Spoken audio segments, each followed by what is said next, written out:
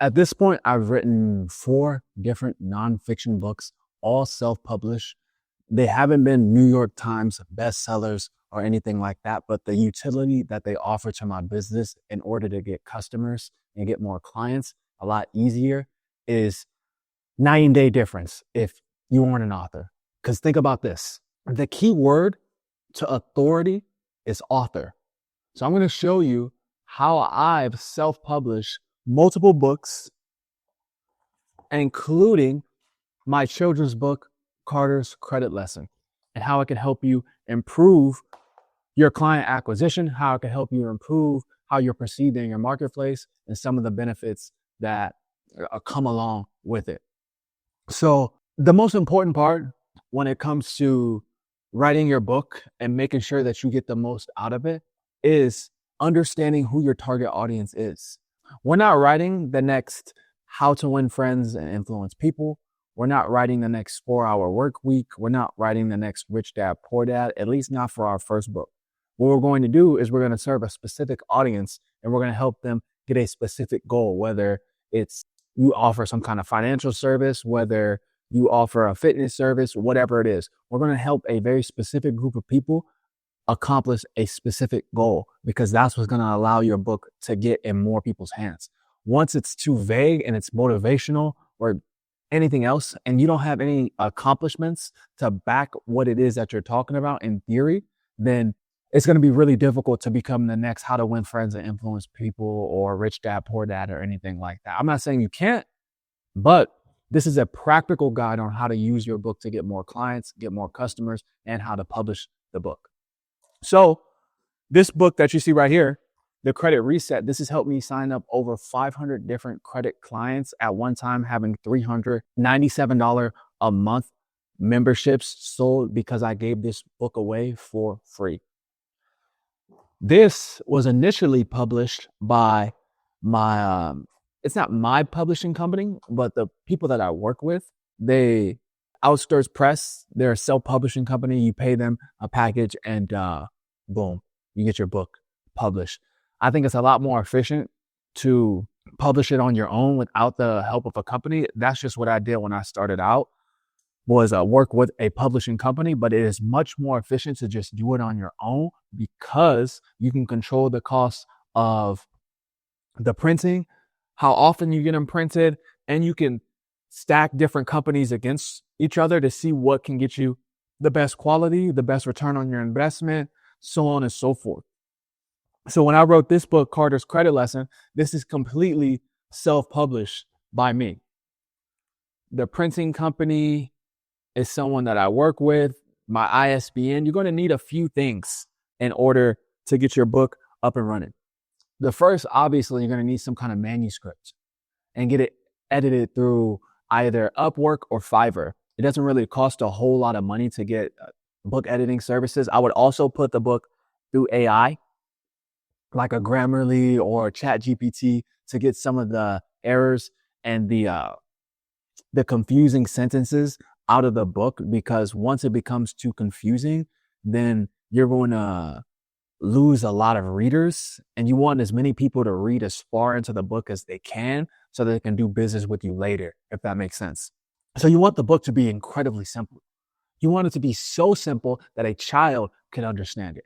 That's how you know you have a good nonfiction book about whether it's finances, real estate, taxes, whatever service that you offer currently. You want to make it so easy to understand that a child can understand it, because most people are children in your field.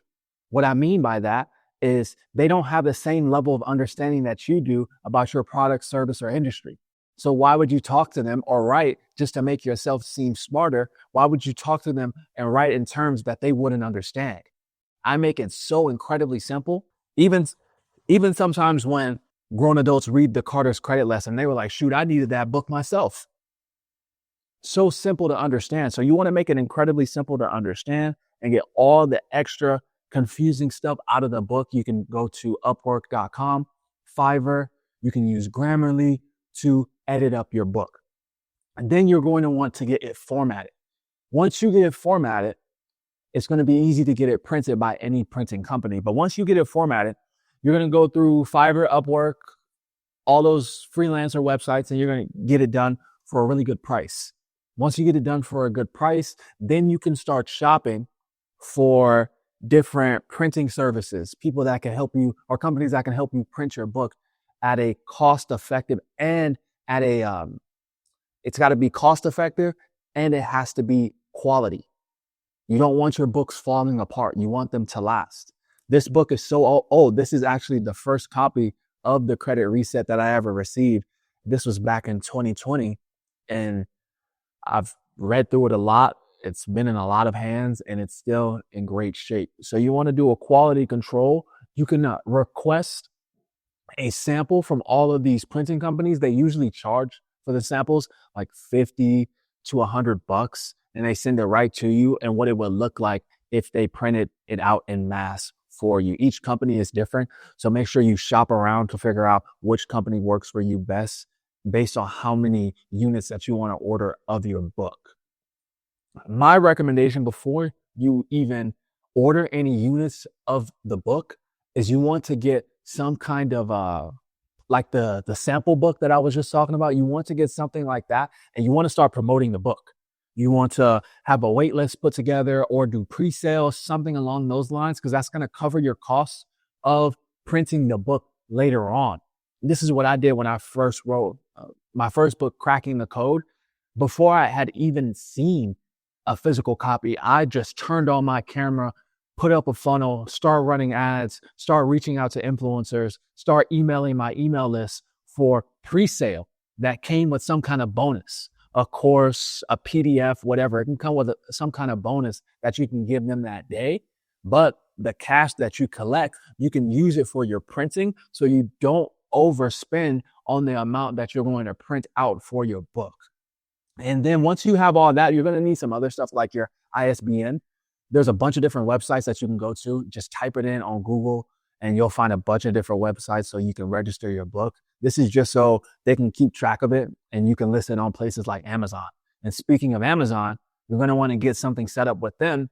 And once you get physical copies of your book and send them into the Amazon FBA facility, you're going to spend, this is what I did, spend $50 to $100 a day advertising the book. You should get a solid return on investment if your book solves a specific problem. Because when people type in books on credit repair, books on taxes, books on real estate, yours can come out first and you can start building up some reviews and building up some social proof that you can later on use for your free plus shipping offer, or whether you're going to give away the book for free or not. That's completely up to you.